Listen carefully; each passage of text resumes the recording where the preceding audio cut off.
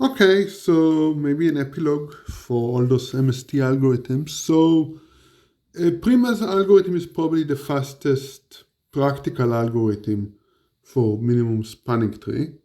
And to remind you, it's pretty simple. It's essentially Dijkstra, so it uses Fibonacci heaps and that's it, right? So it's pretty simple. The hard case seems to be where the number of edges is linear, where the running time is n log n.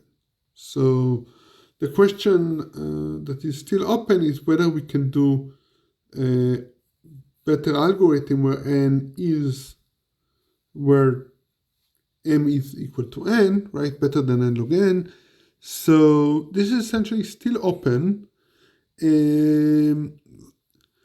So there is a very complicated data structure that achieves almost linear time, n plus m times this alpha.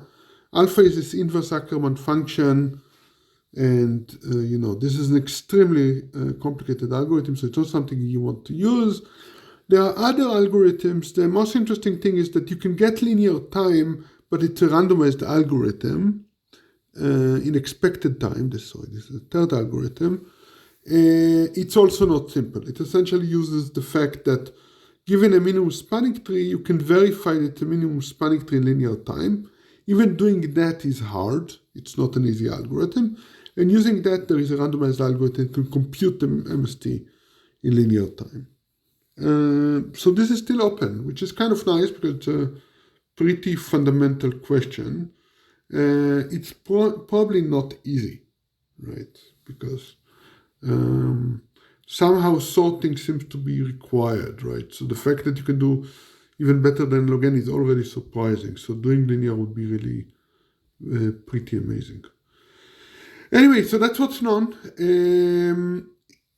The linear time MST algorithm might be shown next semester in the randomized algorithm class. And the other algorithm, there are some algorithms mentioned here that use the fact that you can get access to bit and get better running time, but they're also not simple. So I guess the summary of the discussion is that use Prim's algorithm, and by use I probably just mean, take the library that implements it and use the implementation.